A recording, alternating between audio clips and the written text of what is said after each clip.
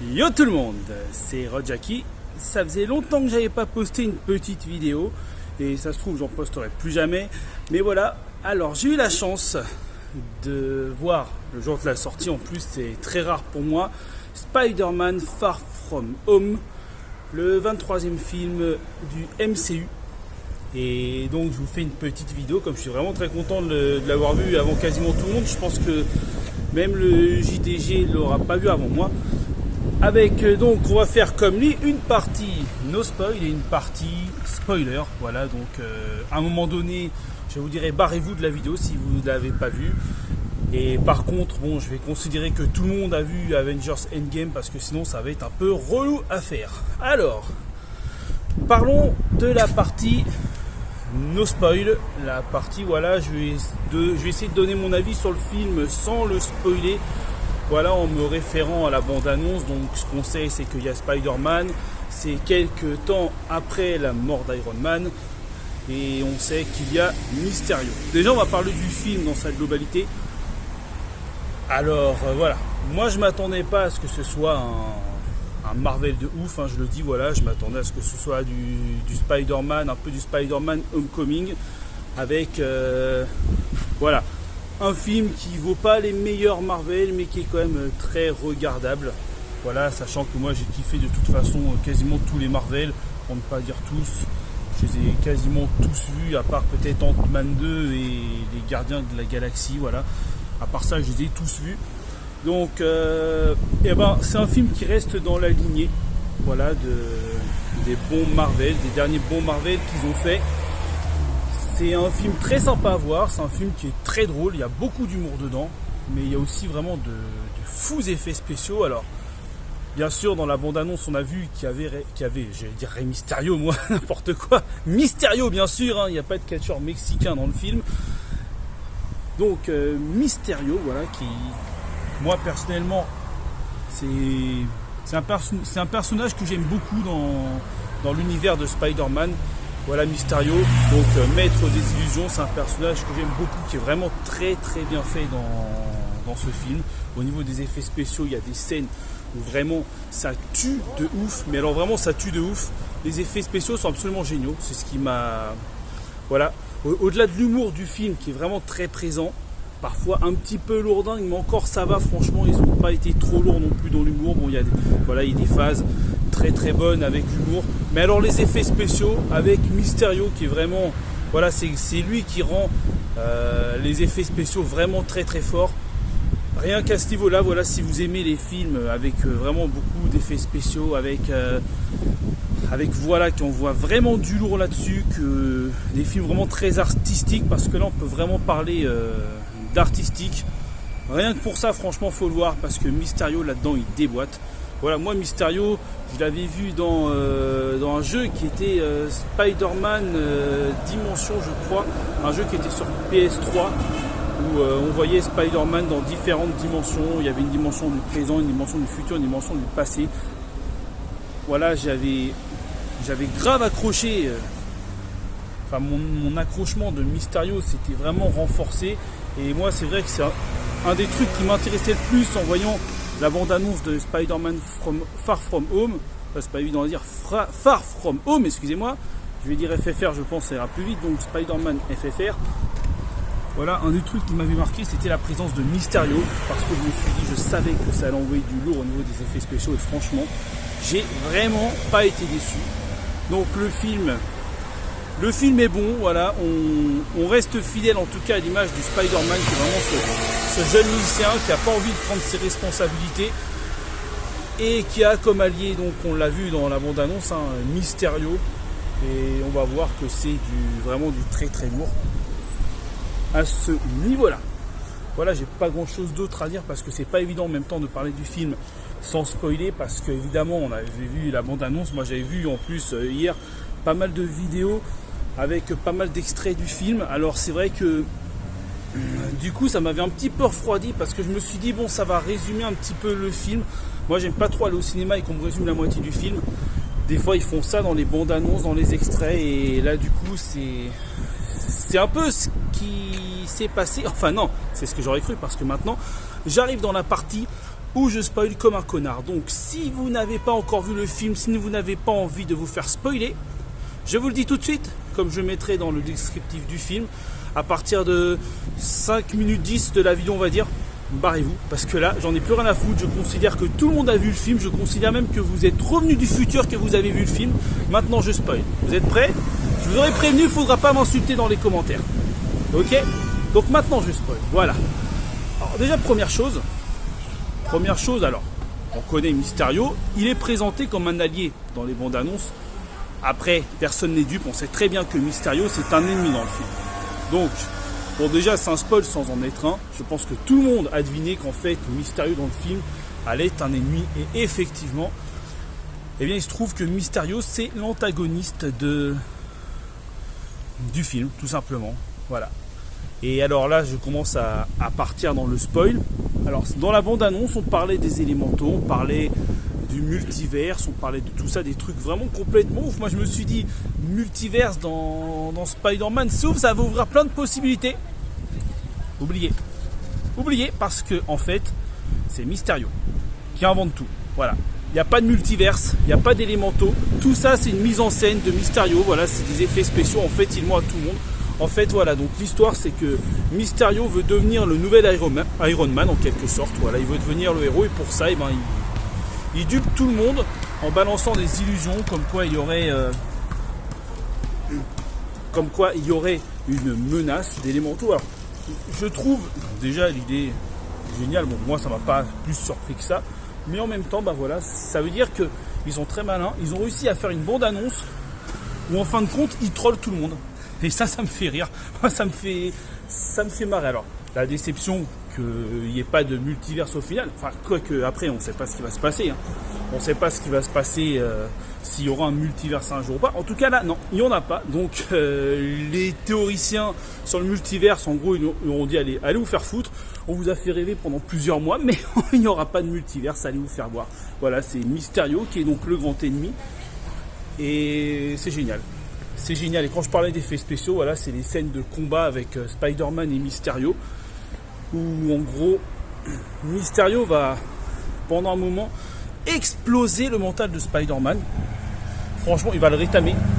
Et ça, c'est absolument génial parce que là à ce moment-là du film, c'est à peu près vers le milieu du film. De toute façon, le film, il se déroule, comme tous les Marvel, en plusieurs parties. Voilà, il y a la première partie où donc on a la menace des élémentaux, Mysterio qui s'allie à Spider-Man et donc Mysterio arrive à se débarrasser du dernier des élémentaux, l'élémental plutôt, de feu.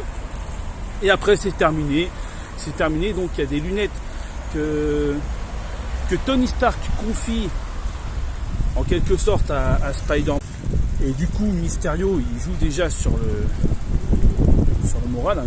Il établit un plan tout simplement pour faire en sorte que Peter Parker lui refile les lunettes, comme quoi Peter n'est pas digne, qu'il n'a pas envie de devenir un super-héros, il a envie de se retrouver, de faire son plan de pouvoir sortir avec Mary Jane, MJ donc, et bah, du coup Mysterio récupère les lunettes, et là on voit que tout ceci n'était qu'un plan de sa part pour récupérer les lunettes, et son plan, eh bien, c'est de faire un gros carnage en fait, de continuer dans ses effets spéciaux pour que, aux yeux du monde, il devienne le nouvel Iron Man. Et ce que j'ai beaucoup aimé, c'est que dans ses complices, on retrouve un mec, alors je sais plus son nom, c'est un scientifique qui était présent dès Iron Man 1, c'est-à-dire le tout premier film. Alors ça, c'est vraiment énorme, voilà. C'est-à-dire qu'on voit des personnages qui ressortent en fait, des figurants dès le premier Iron Man. Voilà, quelqu'un qui ressort comme ça. Ça, je trouvais ça génial parce que franchement, moi j'adore qu'on aille piocher des petits personnages dont on s'attend pas du tout.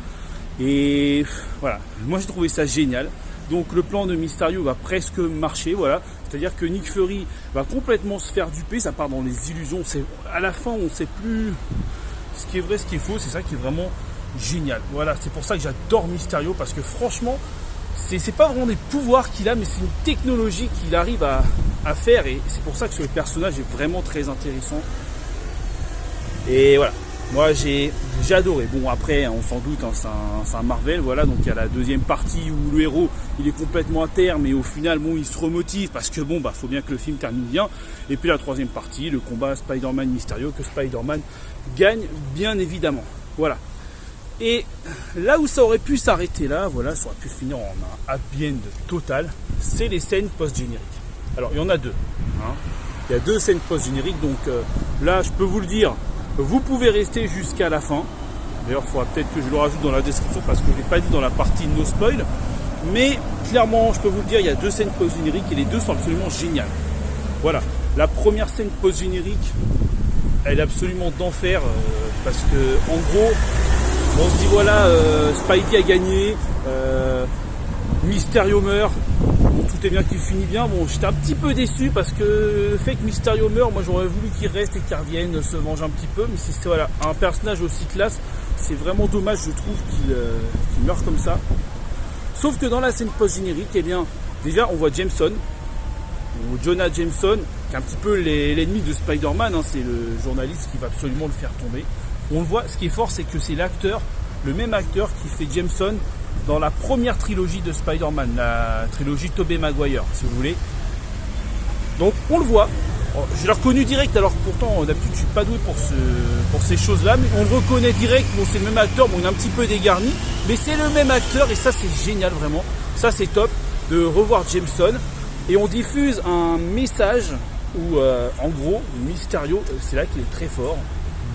Il réussit à faire une sorte de montage pour faire croire que, en gros, Spider-Man a donné l'ordre au drone de le faire tuer. C'est un très gros retournement de situation, ça m'a vraiment beaucoup plu. Et donc ça renforce un petit peu, ça veut dire que dans l'univers, comme dans l'univers de Spider-Man de base, c'est-à-dire que Spider-Man, voilà, il va avoir une image très contestée. Ça va devenir un peu un ennemi, un faux ennemi, en tout cas un ennemi pour la population. Et on imagine qu'il va y avoir Jonah Jameson donc, qui va vouloir traquer Spider-Man et qui va devenir un peu un ennemi, même si c'est pas réellement un méchant dans l'univers de Spider-Man. Mais ça, je trouve ça vraiment très intéressant. Et la deuxième scène post-générique, celle-là, elle apparaît tout à la fin du générique, c'est qu'on découvre qu'en fait, Nick Fury n'est pas une vraie Nick Fury. En fait, ce sont, alors je sais plus les noms, je m'excuse, mais voilà, que ce sont les polymorphes de Captain Marvel. Vous savez, je suis désolé, j'ai plus les noms en tête, je n'ai pris tellement dans la tête avec ce film. Voilà, en tout cas, ce sont ces êtres-là qui peuvent changer d'apparence, ceux dont on pense que ce sont les ennemis de Captain Marvel. Bon, je retrouverai les noms, je suis désolé. Voilà. En fait, c'est eux qui se font passer pour Nick Fury et son assistante. Donc ça, c'est top. Et on découvre que Nick Fury, il est dans une sorte de vaisseau spatial, en fait, qui vient un petit peu en vacances et ça part un petit peu dans tous les sens. Mais en tout cas, c'est fort. Je sais pas où ça va nous mener. En tout cas, ça veut dire que ces personnages-là, bon, comme on le sous-entendait un petit peu, parce que de base, dans l'univers de Marvel, c'est des ennemis. Là, c'est pas des ennemis, c'était un petit peu les victimes de l'antagoniste de Captain Marvel. Ça veut dire que ces personnages-là, ils vont revenir. Et ça, c'est génial aussi. Voilà, ça, c'est absolument génial de se dire ça, que ces mecs-là, ils vont revenir dans la phase 4. Alors, là où je suis un petit peu déçu, c'est qu'on n'a pas plus d'indications que ça sur la phase 4. Moi, j'aurais voulu qu'on nous envoie un vrai truc, comme par exemple, on avait fait à la fin des phases 1 et 2, où on voyait qu'il y avait du Thanos, quoi. Là, on ne sait pas trop où on se dirige finalement.